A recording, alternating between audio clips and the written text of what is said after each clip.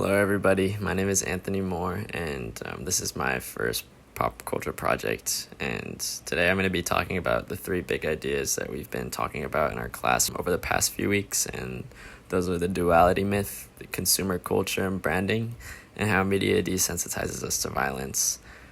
These aren't just things that we read about, they really show up everywhere in our daily lives, and it's always in the media that we consume. So I think it's important that we learn about these. So let's dive into it. Let's get started. So first off, I wanted to start with the duality myth, and basically this idea states that a lot of the stories that we consume nowadays are built around two opposing forces, for example, like good and evil, or progress versus tradition. And it's a way for us to simplify complicated situations into something that we can easily understand. It makes stories more dramatic and more straightforward, and it also leaves out a lot of the gray areas that make people and situations more complex. We learned about this in week 3 in video 1 and from our readings on the myths and popular culture. And one big takeaway for me is that it's not just about storytelling, it's a reflection of how we think as a culture, and we like knowing what's actually going on. We like things clear. We like knowing who's the hero and who's the villain, what's right and what's wrong. And you see this everywhere in pop culture nowadays. For example, like Star Wars, you have the Republic and you have the Resistance, the light versus the dark side. It gives us a clear window to see who is the hero and who's the villain. And it's kind of satisfying because it really simplifies things instead of showing how complicated people really are. And when you look it up online, most sources that talk about duality talk about it in a more philosophical or psychological way. Like when you hear it online, it's like the duality of man. It's like the balance between light and dark within a person. But in class, when we focus on this, we focus on how myths shape our cultural perspectives and stories.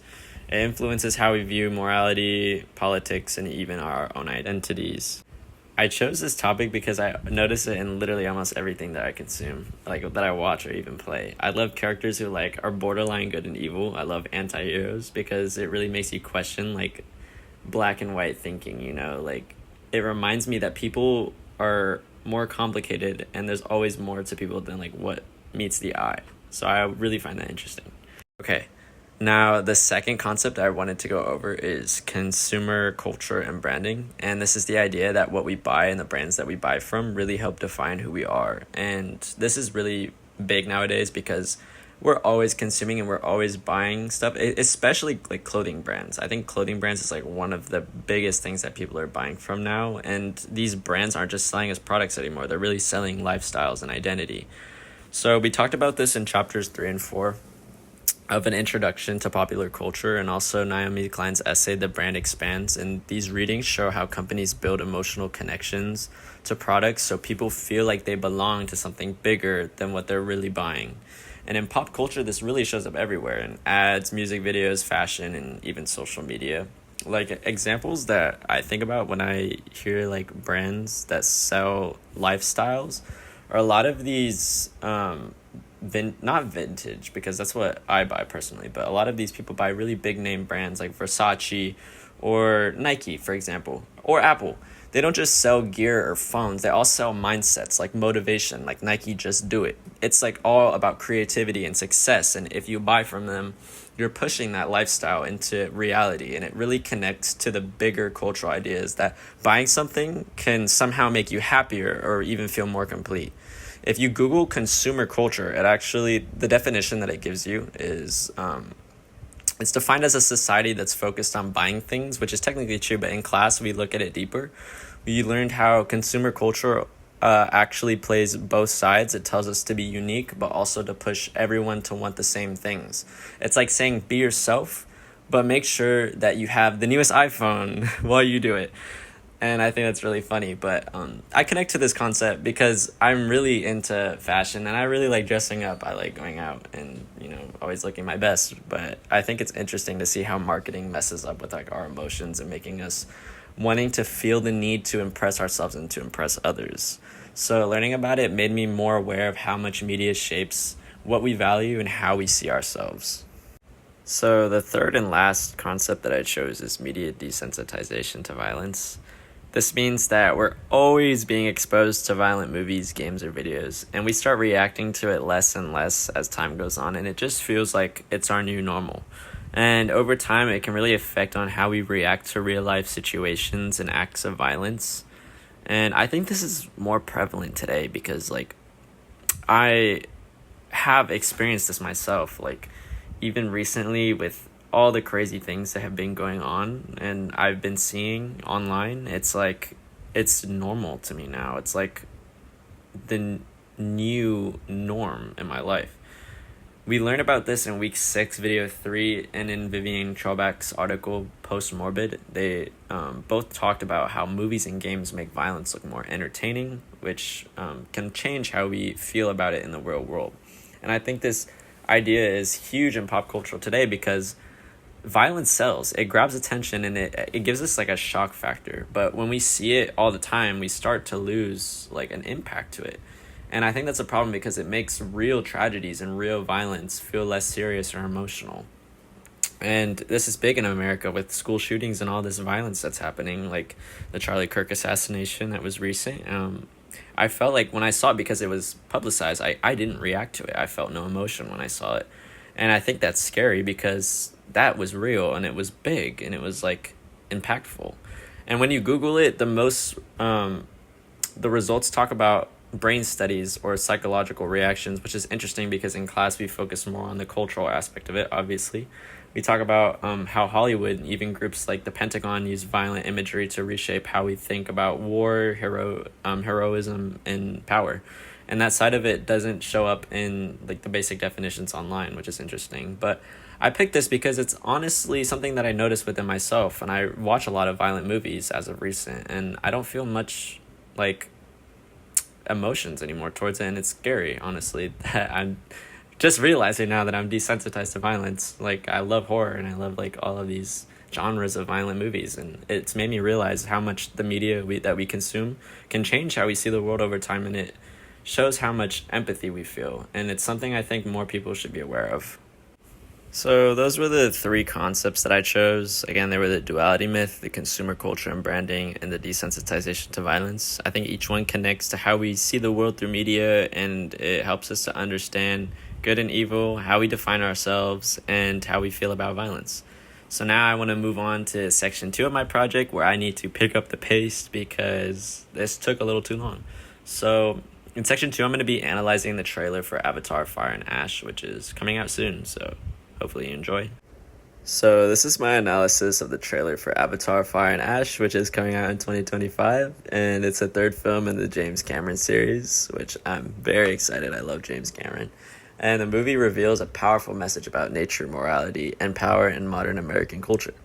The trailer introduces the Ash Clan, which is the Pandora's volcanic tribe, which represents a darker side of the Na'vi people.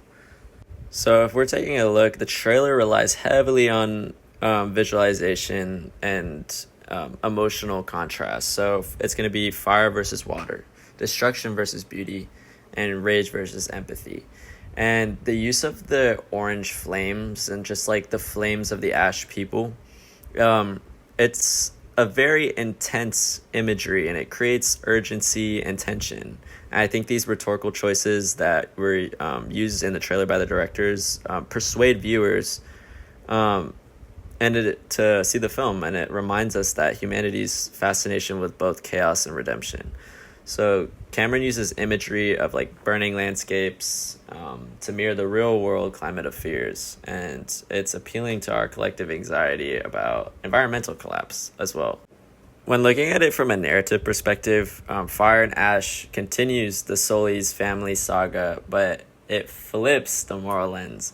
Earlier, the films were framed as humans versus the Na'vi, because the humans were painted as the villains in the show, and now the Na'vi are seen as evil because the Ash Clan, like, it complicates like what's already going on. The story's structure sets up a moral ambiguity as heroes and villains are within the same culture, which is the Na'vi, and it's honestly very unexpected for me because it's always been the Na'vi versus the humans, as the humans are trying to take over the planet for its resources.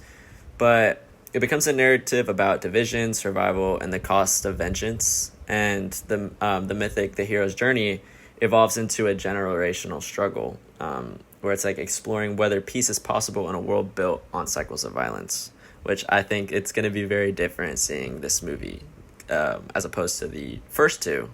Now, for the dramatistic analysis, the act is the Sully family defending Pandora from internal and external threats. The scene is going to be the volcanic lands of the Ash people, which I'm assuming, or it could be the Water people, the Water tribe, because it shows both of them interchangeably. It's a harsh environment mirroring moral decay, so you got everything collapsing. The agents are going to be Jake, Sully, Neytiri, and Loak, but I'm also thinking Spider might be one because the trailer is showing that humans are able to now breathe in Pandora, which is going to be different, so he might be a main figure as well. Agency, weapons, nature, and family bonds, and the purpose is to preserve balance between clans and protect the world. I think that this frame, James Cameron really positions the Na'vi struggle as both literal and symbolic because it's a battle for moral clarity in a world that's consumed by fire.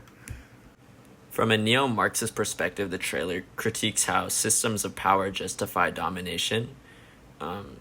In the movie, you can already tell the Ash Clan is coming from a state of aggression, and the humans' industrial grade mirror like real-world hierarchies, which could be corporate control or colonialism, like expansion, and environmental exploitation as well, because they're coming to Pandora for materials.